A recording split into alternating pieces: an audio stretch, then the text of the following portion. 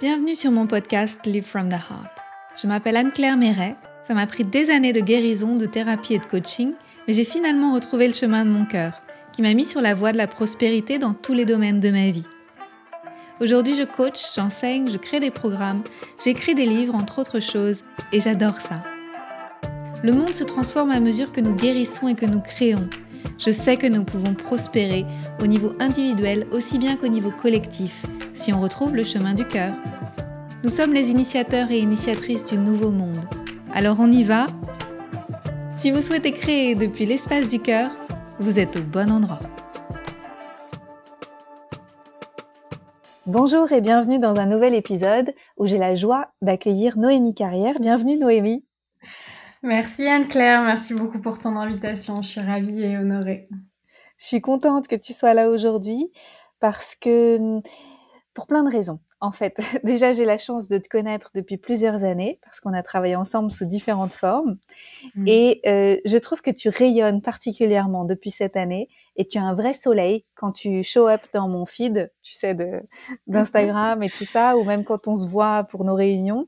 Tu as un vrai soleil et je voudrais te remercier de rayonner comme ça dans ma vie et de rayonner sur le monde. Donc, merci à toi. Merci à toi. Merci, c'est bon de l'entendre et tu me fais le même effet. Donc, moi, le fait que tu sois dans ma vie, ça vient nourrir ça énormément. Donc, merci à toi d'être un soleil dans ma vie aussi. Donc, c'est une conversation ensoleillée aujourd'hui. Voilà, c'est ça. Où on se jette des fleurs. Voilà, bienvenue Oui. dans cette conversation. Donc, Noémie, tu es life et business coach, mentor aussi, et tu accompagnes principalement les thérapeutes, les accompagnants du bien-être et les entrepreneurs, j'allais dire du nouveau monde, du monde actuel qui existe déjà, qu'on est en train de déployer, à occuper leur place. Est-ce que tu peux nous parler un peu de toi, qui tu es, où tu résides, comment tu vois la vie, histoire que les gens te connaissent un petit peu mieux en introduction? Oui, alors je suis tourangelle, je viens de Tours, j'ai grandi à Tours, mais une grande partie de ma vie, j'ai vécu à l'étranger, globe-trotteuse dans l'âme, soif de découverte. J'ai vécu quasiment 10 ans à l'étranger, en Espagne, en Angleterre, à Singapour. Et en même temps, j'étais dans le monde conventionnel, donc études conventionnelles, et job dans la finance, dans le commerce, dans le recrutement. Et puis ensuite, j'ai fait un gros switch en revenant en France en étudiant la naturopathie. J'ai eu mon cabinet. Et il y a 2 ans, je me suis concentrée au coaching en ligne. Et ça me permet aussi de vivre en nomade. Alors, je suis pas tout le temps nomade. Il y a des fois où je rentre un peu au bercail pour voir la famille, mais je bouge un petit peu à droite à gauche. Et voilà, j'aime bien me sentir libre dans mon activité, libre de mouvement, rencontrer plein de personnes, que la vie soit variée. Super, merci. Et comment tu as commencé à aider les autres dans tes activités? Peut-être aussi un petit historique sur qu'est-ce qui s'est passé pour toi. Tu es devenue praticienne de santé naturelle. Oui, en fait, ce qui est marrant, c'est que j'aidais déjà les autres à travers mes anciens jobs conventionnels au final, puisque quand j'étais recruteur, j'avais déjà ces entretiens en one-to-one, voilà, à leur poser plein de questions sur leurs envies, leurs compétences, même leurs rêves. J'allais toujours un petit peu plus loin, puis je les aidais à trouver leur job. Mais bon, c'est pas un métier qui m'épanouissait énormément. Je suis tombée dans la naturopathie environ 8 ans avant de l'étudier.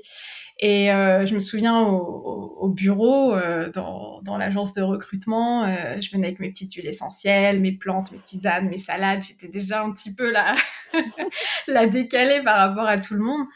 Et c'est devenu vraiment... J'ai d'abord fait cette reconversion pour moi. Alors c'est devenu une passion, une curiosité totale de voir comment on peut vivre autrement, que c'est possible, qu'on nous l'a pas vraiment appris dans l'éducation conventionnelle mainstream. Et j'étais très j'avais cette soif de découverte, de voir qu'autre chose était possible. Donc je l'ai fait pour moi et par curiosité. Et donc j'ai fait ces études de naturopathie. Et puis après, c'est devenu tellement une passion que j'avais envie de le dire à tout le monde.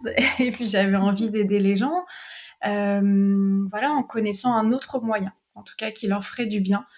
Donc j'ai commencé avec la naturopathie, le cabinet à Tours pendant 3 ans. J'ai eu plus de 400 clients, j'ai rencontré plein de monde, plein de problématiques, plein de cas, et ça a été vraiment passionnant.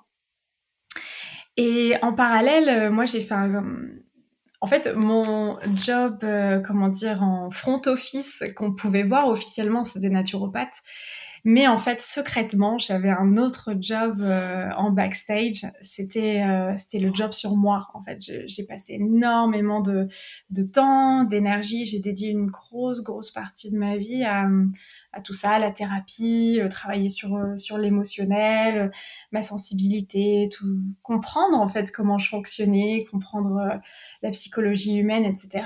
Et au bout d'un moment, eh bien, dans mes consultations de naturopathie, j'avais vraiment envie d'aller beaucoup plus loin que la naturopathie, pour aller voir la cause de la cause, donc aller voir le côté émotionnel, même coacher un petit peu au niveau des situations de vie. Et là, je suis arrivée au coaching en fait de manière assez naturelle, puisque c'est ce que j'appliquais sur moi, et je voyais qu'il y avait des leviers très forts, et ma passion pour la naturopathie était toujours là, mais c'est dirigé un peu plus intensément vers tout l'accompagnement psycho-émotionnel et choix de vie, en fait. Génial. Ça a été une évolution tout à fait naturelle au fil des années. C'était pas un plan de carrière. Ah non, pas du tout. Je n'ai jamais su ce que je voulais faire. Donc, non, ça s'est fait en fonction de mes affinités. Quand moi j'explorais quelque chose pour moi, du coup ça devenait une passion. J'avais de nouvelles connaissances, de nouvelles expériences, et naturellement j'avais envie d'en parler. C'était vraiment mon sujet du moment. Donc ça, j'ai vraiment beaucoup appliqué en naturopathie. Et puis au bout d'un moment, j'ai senti que ça, c'était acquis pour moi, la naturopathie dans ma vie. Et au bout d'un moment, moi, j'étais passionnée plutôt par autre chose. Et puis naturellement, ouais, les sujets sont comme ça. Et c'est vrai, je pense que ça continuera. Là, en ce moment, je suis pas mal axée sur le coaching entrepreneurial en ce moment de ma vie, parce que c'est cette passion-là dans ma vie. Je travaille là-dessus pour moi, je me renseigne, etc. Je me fais coacher. Et puis peut-être que, je sais pas, dans 1 an ou dans 2 ans, ça sera un autre sujet. Donc voilà, je trouve ça très très vivant parce que je l'expérimente en même temps. Ouais, j'aime bien. Ça me parle. Oui, ça me parle aussi. La variété, tu connais. Oui, parce qu'en fait, ton business, il grandit avec toi. Il grandit avec ce qui t'émerveille, avec ce que tu as découvert, ce que tu as appris sur toi, celle que tu es en train de devenir aussi. Et il y a une phrase que j'aime beaucoup, je sais plus où je l'ai entendue, j'aurais du mal à citer la source, mais c'est en lien avec le fait que quand tu veux quelque chose, par exemple, si tu veux l'amour, aide les gens à trouver l'amour. Si tu veux gagner plus d'argent, aide les gens à être dans l'abondance. Et en fait, donne ce que tu cherches, parce que comme ça, tu vas aussi l'attirer à toi. En fait, ça va créer un environnement favorable pour que ça trouve le chemin jusqu'à toi. Est-ce que tu as remarqué ça aussi? Oui, totalement. En fait, ça vient nourrir quand moi j'accompagne sur un sujet en particulier, je nourris la personne entre guillemets à propos de ce sujet, parce que voilà, c'est l'échange, et en plus je m'entends parler, ça me revient en retour, donc c'est vraiment un cercle vertueux. Ça vient me rappeler des vérités à m'appliquer à moi-même aussi. Et puis c'est des sujets passion en fait, donc du coup on se met à lire, on se met à écouter des conférences, on se met dans des programmes, c'est comme si on ouvrait nos antennes ou nos tuyaux ou nos yeux en fait, et toute l'attention est sur ça, un certain sujet.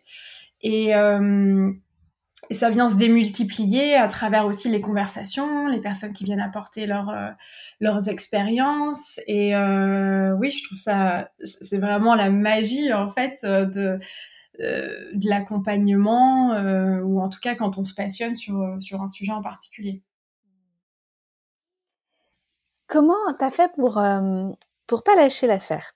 Parce que dans les premières années d'entrepreneuriat, on essaye beaucoup de choses et il peut y avoir des temps de découragement où on sent que tout est un peu laborieux, tu sais, où tout est effort. Mmh. Comment t'as fait pour tenir le coup les premières années? Alors, je les ai sentis, les moments de découragement. Déjà, il était hors de question que je retourne au salariat. Ça, c'était vraiment... Il y a des non négociables, en fait. Et je pense que ça m'a vraiment donné la force, même quand il y avait des moments de creux et des moments de doute dans l'entrepreneuriat, ne absolument pas retourner dans les schémas d'avant, c'était plus fort que tout. Et il y a eu des moments où... en fait, il y a eu le moment confortable au début où j'avais un petit peu des aides de l'État quand j'ai commencé mon cabinet de naturopathie. Mais du coup, je me lançais un peu qu'à moitié parce que c'était un peu confortable. Et puis, quand ça s'est arrêté, j'avais la décision à prendre. Soit je me reprends un job de salarié à mi-temps et puis je continue le cabinet en même temps, je vois. Mais je voulais surtout pas retourner dans le salariat, surtout que je m'étais pas encore donné tous les moyens à 300% d'y arriver à fond moi-même dans l'entrepreneuriat. Donc je me suis dit, bon bah j'y vais. Je me donne 3 mois, 4 mois, où je donne tout ce que je peux pour me donner la chance en fait d'y arriver. Et là, le tapis rouge s'est déroulé parce que j'ai pris des décisions courageuses. J'ai pris un cabinet où je me suis engagée sur plus longtemps, avec un loyer plus grand. Je me suis dit, j'y vais à fond. Ça a ouvert la porte aux clients et puis voilà, ça s'est ouvert comme ça. Donc déjà, savoir ce qu'on ne veut plus, ça donne de la force. C'était vraiment garder cette liberté aussi d'être, de choisir mon emploi du temps, de faire ce que j'aime. Ça a été vraiment très fort. Quoi d'autre? J'ai développé une foi aussi, une foi que si j'ai envie, si je suis attirée par une discipline, si je suis attirée par l'accompagnement, pour moi c'est l'accompagnement, il y a d'autres personnes, c'est des artistes, voilà, peu importe, mais si je suis attirée par ça, je sens que ça me fait vibrer, ça me rend vivante, il y a bien une raison. Et je peux pas croire que c'est là pour rien, en fait. Donc, il y a des moments de doute, hein, clairement. Et il y a plein de moments où je me rebranche à ça et je me dis, mais si ça me fait vibrer, si ça me donne envie, si quand même dans des moments où j'avais pas de clients et du coup, c'était un petit peu dans les conversations avec les copines que ça se ranimait. Et je me disais, là, il y a quelque chose. Il y a quelque chose, je m'y accroche, c'est pas là pour rien, je vais aller explorer. Donc, je dirais, il y a cette foi que c'est pas là pour rien et qu'il y a une intelligence là-dedans et que la vie me soutiendra. Et puis, je pense qu'il y a aussi des moments d'acceptation, d'accepter les périodes un petit peu de creux, de pas dramatiser, hein, parce que je connais la dramatisation très bien. Et ne pas dramatiser, se dire que c'est éphémère, que c'est des cycles, en fait. Ça m'a beaucoup rassurée au bout d'un moment de me rendre compte que c'est des cycles, parce que j'ai une énergie vacillante, j'ai des ups, j'ai des downs, j'ai des moments avec beaucoup d'énergie où c'est l'abondance, c'est génial, j'ai plein d'idées. Et puis j'ai des moments où j'ai pas beaucoup d'énergie, j'ai pas beaucoup envie, j'ai envie d'être tranquille, pépère ou de me reposer, je sais pas top. Et c'est juste au bout d'un moment d'avoir confiance que ça passe et que les moments d'inspiration, les moments d'abondance, les moments d'énergie, ils reviennent. Et au plus vite, je embrace, on dit en anglais parce que je parle beaucoup anglais, au plus vite j'accepte et je plonge dans ces moments de calme Et au plus vite, l'énergie et l'inspiration et les idées reviennent pour repartir. Donc voilà, je dirais c'est ces 3 axes-là qui m'aident. Donc, c'est pas lutter avec les périodes de down, c'est prendre la vague et accepter que de toute façon, on va ressortir la tête de l'eau, quoi. C'est parce que s'il y a des résistances, c'est encore pire et ça dure plus longtemps. Oui, c'est ça. Parce que les résistances, oui, c'est parce qu'on a des peurs. On se demande comment je vais gagner de l'argent, comment les clients vont venir, est-ce que ça va marcher? Voilà, je pense qu'on se pose tous ces questions. Et donc, c'est observer les peurs, mais pas forcément tomber dedans. Et faire confiance. Et puis en profiter pour se reposer, en profiter pour se nourrir, en fait, remplir son vase à ce moment-là. Être plutôt en mode je reçois, je me nourris, que ce soit de podcasts ou se faire plaisir, se faire du bien, se reposer, peu importe, des conversations inspirantes. C'est peut-être un moment de reset aussi pour repartir sur quelque chose d'autre. Ça va faire du bien à beaucoup de monde, je pense, parce que, à mon avis, il y a beaucoup d'entrepreneurs, et j'en fais partie parfois pendant certains lancements, où en fait, on se dit, qu'est-ce que je peux faire de plus? Tu sais, au lieu de se dire, qu'est-ce que je peux faire en moins aujourd'hui pour me sentir mieux avec moi-même, mieux reconnecter à moi-même et moins tourner vers l'extérieur, mais plus reconnecter à l'intérieur. Donc, c'est pas toujours des choses qu'on a à faire en plus, mais c'est parfois des choses qu'on a à faire en moins. Et est-ce qu'on peut rester un petit peu là-dessus et comment tu fais pour aider tes clients et clientes qui sont peut-être en stress et qui sont dans le faire, toujours faire. Oui, ça arrive beaucoup. Alors moi, ça m'arrive bien sûr. Ça arrive beaucoup aux personnes que j'accompagne parce qu'on est très formaté là-dedans. Alors déjà, ne pas s'épuiser, se faire du bien, c'est vraiment revenir. C'est attends, 2 secondes, on se pose, on respire. De quoi j'ai besoin maintenant? C'est vraiment la base. C'est comment je me sens maintenant. De quoi j'ai besoin. Et sortir de la roue du hamster parce qu'en fait, au bout d'un moment, on n'a plus la vue d'ensemble et les actions vont pas forcément être celles qui vont nous apporter le plus d'impact. Donc en fait, c'est intéressant de se poser, de revenir en soi, de faire une sieste, d'accepter que ce soit que 5 minutes. Hein. Ça peut aller de 5 minutes à 3 semaines en fait, ça dépend pour chacun. Et de revenir à l'essence de notre intention. C'est quoi notre intention du cœur en fait, quand on voulait faire ci, quand on voulait faire ça, quand on voulait lancer tel programme, quand on avait tel projet, quand on voulait faire telle action. Qu'est-ce que j'avais envie de vivre? Qu'est-ce que j'avais envie de faire vivre aux gens? Quel est le message, le grand message qui fait vibrer mon âme en fait, qui est là? Et est-ce qu'il n'y a pas un autre moyen de simple, léger, facile et fluide de le faire passer, ce message? Donc, je ne sais pas si je réponds bien à la question, si. mais oui, d'accord. Ça vibre fort ici. J'ai adoré quel est ton message qui fait vibrer mon âme. Je l'ai même écrit. Et parce qu'en fait, c'est vrai qu'on avait évoqué la loi du moindre effort toutes les deux. Comment dire? Pour moi, mon temps, pour moi et pour nous tous, je trouve que notre temps et notre énergie sont des ressources très précieuses. Et nous sommes les gardiens de ces ressources-là. Et moi, j'aime bien utiliser la loi du moindre effort en revenant à moi, en revenant à ce qui m'apporte de la joie, ce qui me fait vibrer, quelle est ma vérité, quel est le message de mon âme.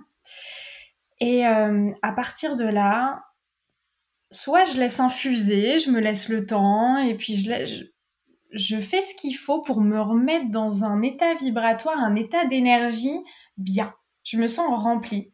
Et à partir de là, il va suffire d'une idée, d'une inspiration. Je vais faire 1 ou 2 actions ciblées, parfaites à ce moment-là pour que ça ait un fort impact. Et ça a été super facile. Ça a été super naturel. Soit, voilà, je repars dans du brainstorming, je repense à ma joie, etc. Ça fuse. Et puis je vois quelle est l'action la plus facile ou la plus rigolote à mettre en place. Mais c'est vraiment revenir à la joie parce que quand on se perd dans les actions, on s'alourdit. On s'alourdit, donc c'est presque un peu trop le mental qui vient, qui vient vouloir mettre son plan. Et, et parfois, moi j'aime bien utiliser les raccourcis pour toujours gagner du temps et de l'énergie, parce que moi j'aimerais que la vie soit toujours un jeu. Donc si je gagne du temps et de l'énergie, ça veut dire qu'après je peux aller jouer. Et si en plus ces actions, je peux les faire d'une manière qui soit fluide et naturelle pour moi, tant mieux. Mais pour ça, faut être dans le bon état. Et quand on se prend un peu trop la tête avec le comment je vais faire, comment je vais y arriver, quelles actions, il s'agit de tout déposer à terre, de faire le reset mental, enfin le reset intérieur, on respire, je vais me faire un thé, je vais aller me balader dans la nature, je vais appeler une copine, je vais regarder une vidéo sympa, et puis là, il y a les inspirations, des bonnes actions impactantes, faciles et fluides qui vont venir. Donc, c'est faire confiance à ça. Ouais. Ça me parle tellement ce que tu dis et j'aimerais donner un exemple en lien avec les réseaux sociaux. Je pense qu'il y a pas mal de gens qui se poussent, tu sais, pour créer du contenu sur les réseaux sociaux. Et donc, ils se lèvent le matin, ils se disent qu'est-ce que je peux partager, qu'est-ce que je peux créer pour partager. Alors qu'en fait, et du coup, les réseaux sociaux leur coûtent, tu vois, du temps, de l'énergie. Ils se disent oh là là, mais c'est pas possible, c'est un bouffe-temps et tout ça. Alors qu'en réalité, si tu te reconnectes avec ta joie, qui tu es profondément, que tu es connecté avec les messages de ton âme, et ben en fait, tu vas partager ce qui déborde de toi. Et du coup, tu viens et puis tu fais 2 stories et puis tiens, ça vibre et ça va atterrir dans le cœur des bonnes personnes et hop, elles vont avoir envie de connecter avec toi, d'en savoir plus sur ce que tu fais, etc. Parce que ça va venir du bon espace. Et ça change tout. Ça change tout. Ouais. Je t'avoue que c'est exactement ce qui m'arrive. Ça se voit. Ouais. On se demande ce que tu prends, tu vois. Et on en veut. Merci. En fait, quand j'ai commencé à utiliser davantage Instagram, parce que c'est surtout Instagram mon terrain de jeu. Et quand j'ai commencé à l'utiliser davantage, il y a 2 ans et demi, j'étais dans une période, c'était notamment le confinement, j'avais plein de temps pour moi, j'ai, malgré les règles, me balader 2 heures et demie tous les jours dans la nature. Et voilà, je remplissais mon vase, j'étais bien, c'était le printemps, il faisait beau, moi j'étais dans un bon moment. Et donc je m'observais et je me disais, tiens, je remplis mon vase, si là j'ai envie de m'exprimer sur les réseaux sociaux à partir de cet espace où je suis joyeuse, je marche dans la nature, je suis contente, ok, super, j'y vais. Mais quand j'entendais mon mental qui me disait, Noémie, t'as pas posté aujourd'hui, t'as pas fait de story et tout, je me disais, ah, ça part pas du bon espace, donc je ne le fais pas. Et en fait, je me suis entraînée comme ça, à me dire, tiens, est-ce que ça part du bon espace? Non, bon, après, c'est pas grave, hein, si c'est des moments où on est un petit peu plus dans le stress. Mais c'est vrai que quand notre priorité tous les jours, c'est de remplir notre vase de joie, de nourrir nos besoins, bah oui, après on déborde et puis on a envie de partager ce qui nous enthousiasme, on a exactement ce que tu fais toi et tu m'as inspiré à ça. Tu partages tes passions, tu partages ce qui t'intéresse dans la vie, tu partages ce que tu es en train de vivre, donc c'est ta vérité, ça te demande pas de l'énergie puisque c'est ce que tu es en train d'expérimenter aujourd'hui. Ouais. Et c'est ton centre d'intérêt en fait à ce moment-là. Donc l'énergie, elle est là, d'où la loi du moindre effort en fait, c'est suivre là où est l'énergie. Carrément. Et oui, qu'est-ce que j'allais dire c'est ça. Et puis, les jours où la joie est pas là, pour moi, les jours où l'énergie est pas là, en général, je me force pas. Voilà, c'est un petit jour de pause, c'est des moments de pause. Ou soit j'en profite pour le partager, pour partager ma vérité, pour expliquer ce qui se passe, voilà, mais sans être stressée, juste je suis un être humain, quoi, c'est normal d'avoir des hauts et des bas. Et je pense que c'est aussi enlever l'enjeu qu'il faut absolument un résultat à ce qu'on partage. Parce que dans ce cas-là, ça donne le stress. Ouais. Si juste on partage ce qu'on vit, ce qu'on est, ce qu'on expérimente, ce qu'on aime et ce qui nous passionne, il y a moins d'enjeux. Bah, comme tu l'as déjà dit souvent, c'est juste une extension de notre vie et de qui on est en tant qu'être humain. On n'est pas qu'une activité professionnelle, on est beaucoup plus et c'est ça qui va être intéressant justement. Qu'est-ce que ça a changé pour toi concrètement au quotidien, dans ta vie perso, dans ta vie pro, de plus en plus dans cette loi du moindre effort? Hmm. Euh, alors, déjà, c'est un art de vivre. Donc, il y a une période, l'art de vivre, mon art de vivre, c'était la naturopathie. Bon, maintenant, il y a plein de choses qui sont acquises, ça l'est toujours, mais j'y réfléchis plus trop. Là, c'est un art de vivre, c'est de remplir son vase tous les jours et se consulter un petit peu à chaque instant, revenir dans la présence finalement. Où est mon énergie? Quels sont mes élans? Quelles sont mes envies? C'est quelque chose que je cultive euh, tous les jours, à chaque heure de la journée.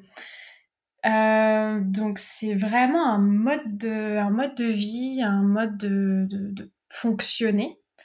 Et ce que ça fait, c'est que, alors par exemple, concrètement, par rapport au travail, ça fait que c'est assez léger. Ça allège énormément, ça apporte de la fluidité, ça apporte un rapport assez sain, à la fois au réseau, mais à la fois avec mon activité, mon entreprise. Et je fais ce que j'aime.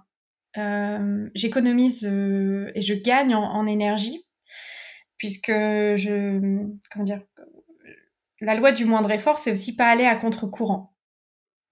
Et aller à contre-courant, c'est ça qui coûte de l'énergie et c'est désaligner. Donc c'est vraiment voilà, travailler sur l'alignement, la vérité. Je sais pas trop comment répondre à cette question, mais c'est vrai que c'est tout un art de vivre et de fonctionner. Ouais, ouais. Et puis te choper quand tu sens que t'es dans l'effort. Oui, oui, oui, parce que ça m'arrive. Ça m'arrive, bah, par exemple, quand je suis nomade et puis que je vais dans une nouvelle destination. Bon, bah là, il y a le challenge de je vais sur Airbnb où faut trouver le logement. Et c'est dans ces moments-là où je vois, c'est le bon moment de pratiquer. Et quand je vois que je me prends la tête, parce que finalement, je suis sur Airbnb depuis une demi-heure, une heure, je suis en train de tout comparer, ça commence à être lourd, je fais, oh là là, ok, bon, ça y est, je suis repartie dans le truc un petit peu lourd du mental qui veut tout voir.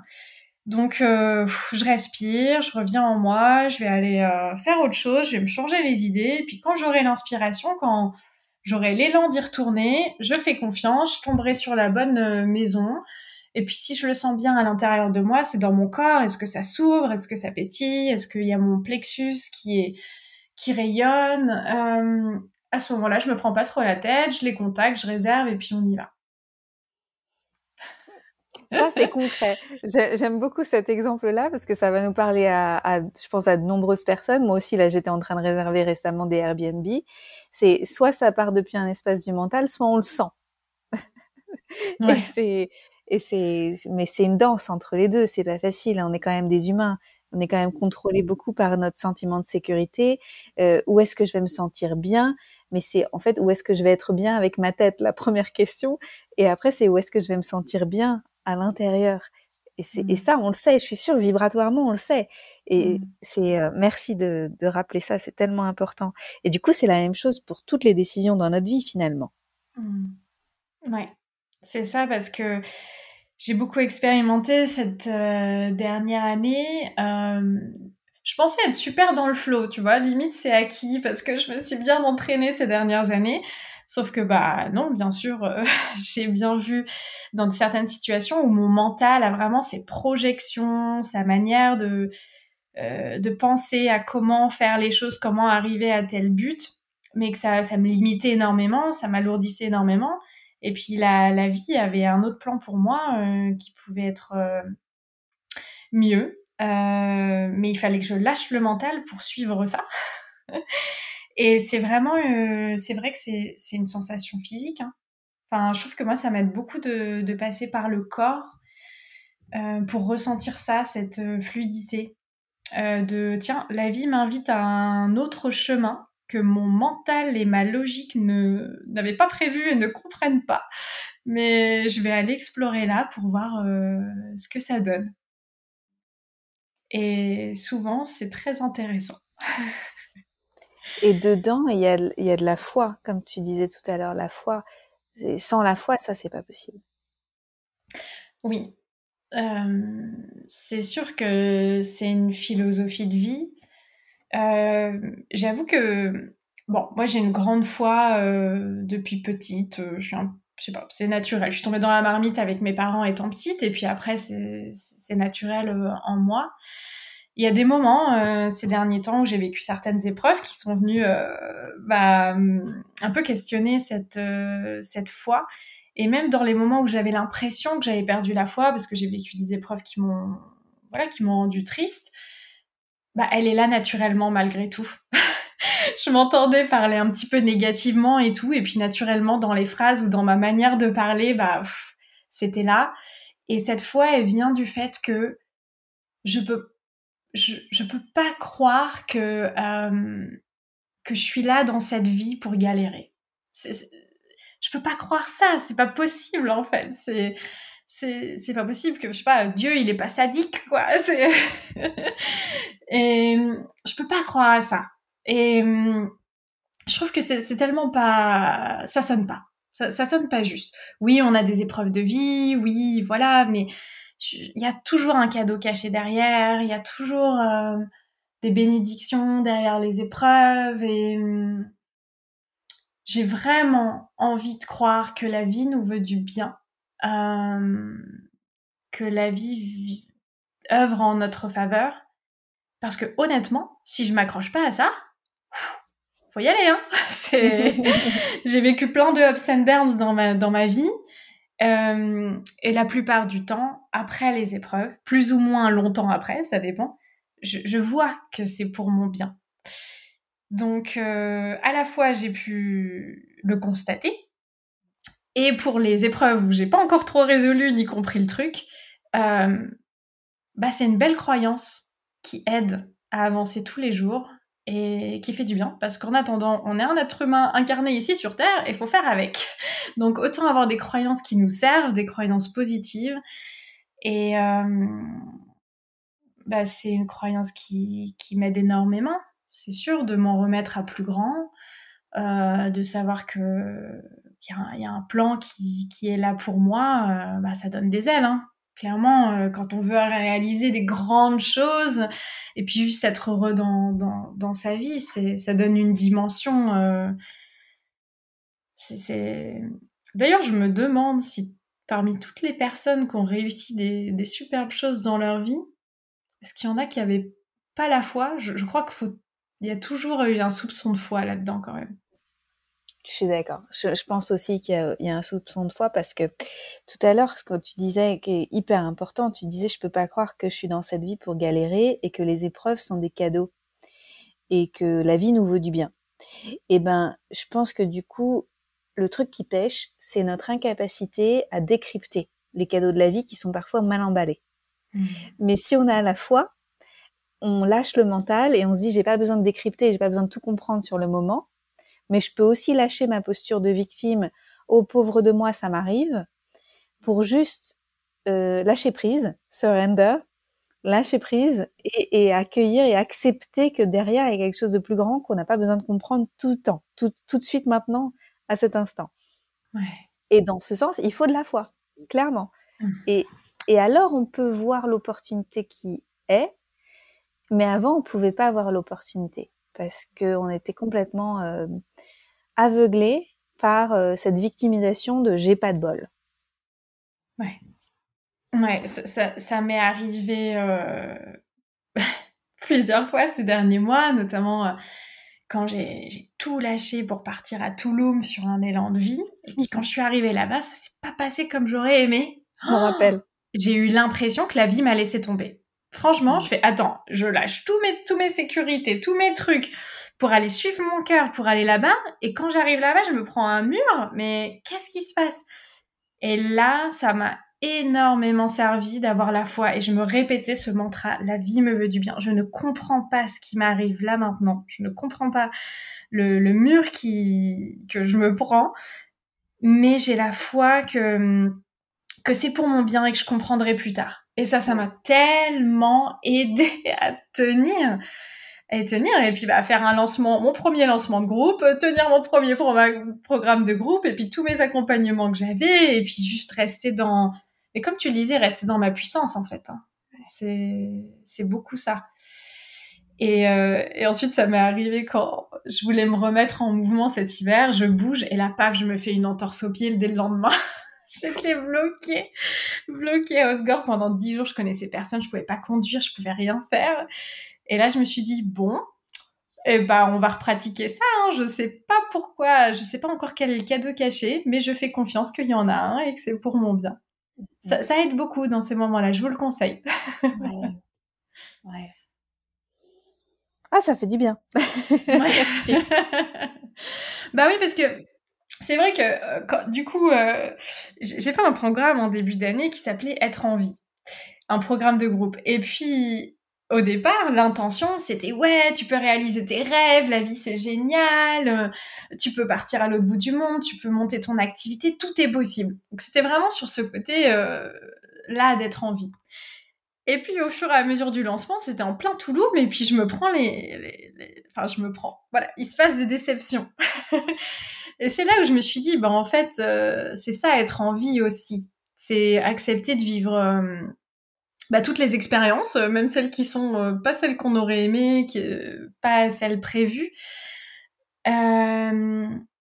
Mais garder la foi, garder sa puissance, accepter, accueillir les émotions, etc.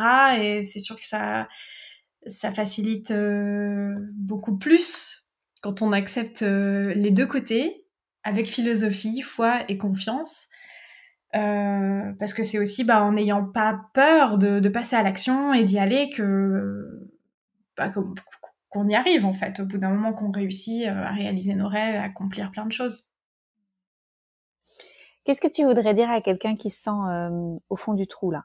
Genre pas de bol, galère, y a rien qui marche, beaucoup d'efforts. Tu vois, qu'est-ce que tu voudrais lui dire un peu comme si vous étiez que deux? Alors déjà, j'ai envie de commencer par l'empathie parce que franchement, je comprends. J'ai été et je me suis sentie comme ça et ça m'arrive de temps en temps. Donc déjà, revenir à ce plan-là. Et ensuite, tout passe. Tout passe, la roue tourne. Et en fait, c'est comment tu peux remettre de la vie en toi. Moi, c'est ça qui m'a aidée. Hein. Comment est-ce que je peux remettre de la vie en moi ? Et c'est parfois revenir à des choses, comme des choses basiques comme des rêves d'adolescent. J'aimais bien le surf quand j'étais adolescente. Ça n'a rien à voir. Hein. T'es en plein hiver à Tours, tu vois, au mois de janvier. Tu sais pas comment tu vas faire tout de suite, mais tu te raccroches à ce rêve d'adolescent et là, ça te redonne des ailes et tu dis tiens, là, ça me ferait du bien de faire ça. Ça peut être de la peinture, ça peut être reparler à une copine, ça peut être peu importe, mais qu'est-ce qui va remettre de la vie en toi ? Qu'est-ce qui fait que tu te sens vivant, tu te sens vibrer ? Si là, il te restait que 2 jours à vivre, 1 semaine à vivre, comment t'en profiterais au maximum ? Ok, pourquoi tu le fais pas maintenant alors ? Et c'est redonner un coup de vie là-dedans. Et une fois, il y a une copine, quand j'étais un petit peu déprimée, qui m'avait dit comment est-ce que tu peux remettre de la lumière en toi ? Voilà, c'est ces 2 phrases. Comment est-ce que tu peux remettre de la vie en toi ? Comment est-ce qu'on peut rallumer ta lumière ? Et du coup, ça m'a rappelé que la lumière, elle est tout le temps là. Et ça a réactivé le truc. Ah oui, c'est vrai, comment ? Tu sais, c'est ces phrases ouvertes de coaching. Comment tu peux rallumer la lumière en toi ? Et puis, ça fait la magie. Donc voilà, moi j'ai envie de dire pour quelqu'un là qui est au fond du trou, tu t'en fiches, tu laisses tout tomber, tu mets tout de côté, les peurs de combien ça va te coûter, qu'est-ce qui va se passer, comment tu vas y arriver, tu fais là tout de suite maintenant ce qui te met en vie, ce qui te fait rire, ce qui te donne envie de te lever le matin, même si c'est foufou, même si ça n'a rien à voir avec ta vie actuellement, tu fais ça et ensuite tu fais confiance qu'une fois que la vie elle est revenue en toi, tu trouveras les ressources pour faire le reste. Ah, j'adore. J'adore. C'est magnifique. Merci. Ça me fait vraiment du bien. Et j'entends à l'intérieur de moi un petit saboteur ou tout simplement une partie de moi qui est en difficulté avec une question que je me pose. C'est comment, quand on veut réaliser des choses dans la matière, tu sais, concrétiser des choses, des projets, des programmes, des voyages, tu sais, créer des trucs. Comment on fait pour garder une forme quand même de discipline et d'engagement quand on veut être dans la loi du moindre effort et être dans le flow quand même? Comment tu navigues entre poser des briques, tu sais, et en même temps lâcher prise? Oui, bah, là, ce qui me venait, c'est le mouvement. Le mouvement, c'est vrai que c'est danser entre les deux. C'est un choix quotidien. Est-ce que j'ai envie d'être heureux? Comment j'ai envie d'honorer la vie en moi? Et puis, il y a des jours où ça va être dans le repos, dans l'introspection, dans le yin, dans se consulter, laisser infuser les idées. Et puis, il y a d'autres jours où ça va être je passe à l'action, je passe des coups de fil, je réserve des billets d'avion, je fais ci, je fais ça. Je dirais c'est un choix, c'est vraiment un choix quotidien. Donc, quand tu te lèves le matin, quelle est ton intention? Tu te poses avec toi-même, en fait. Donc, pour moi, c'est ça, hein, c'est faire un choix, hein. Faire un choix d'amour pour soi, faire le choix d'être heureux, accueillir les moments de down, et puis au bout d'un moment se dire bon, ça y est, ça fait quelques heures que je suis down, maintenant je me botte les fesses et puis j'y vais. Je me remets dans la joie.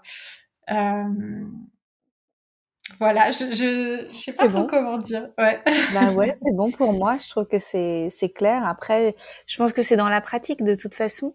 C'est pas quelque chose qu'on doit comprendre avec le mental. C'est quelque chose qu'on doit expérimenter au quotidien. En fait, et de toute façon, on peut faire confiance à la vie pour nous challenger là-dessus. Et, Ouais. on s'ennuie jamais.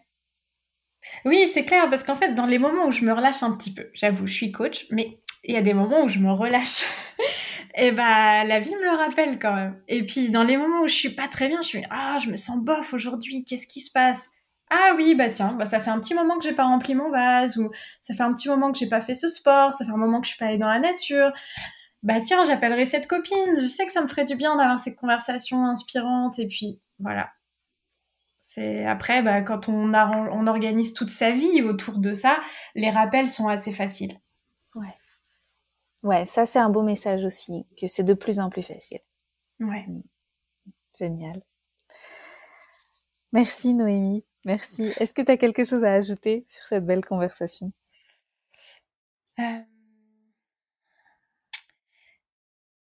Faire un choix d'amour pour soi. Voilà, ça c'est ça qui m'a énormément aidée dans plein de situations de ma vie. Si là, tout de suite maintenant, je devais faire un choix d'amour pour moi, qu'est-ce que ça serait? Et voilà, pour moi, c'est l'essentiel. Pour Tout est dit. s'honorer, pour passer à l'action ou pas, prendre des décisions. Bref, pour moi, c'est le cœur de tout. Et merci de m'avoir laissé le micro pour exprimer tout ça. Merci beaucoup. Avec joie. J'ai adoré Avec échanger joie, moi avec toi. aussi. Comment on te trouve si on veut connecter avec toi, savoir ce que tu fais, ce que tu proposes, quelle est ton actualité et où est-ce que c'est mieux de te suivre?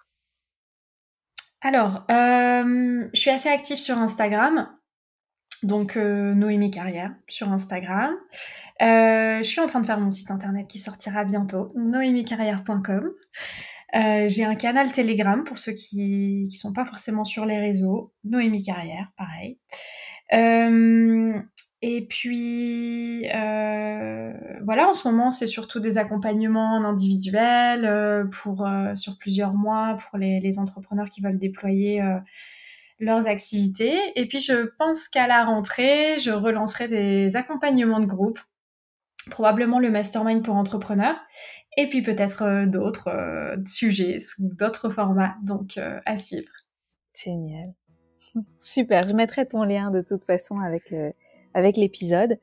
Et si vous avez envie d'une dose de soleil, eh bien, suivez Noémie.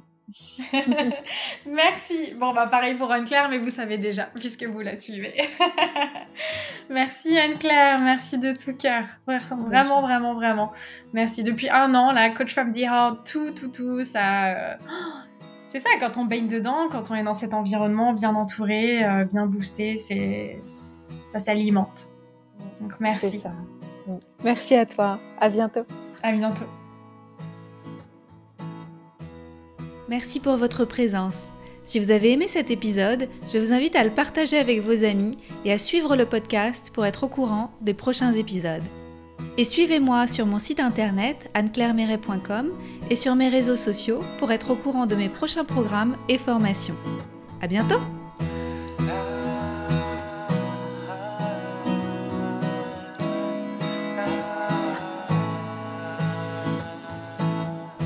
Now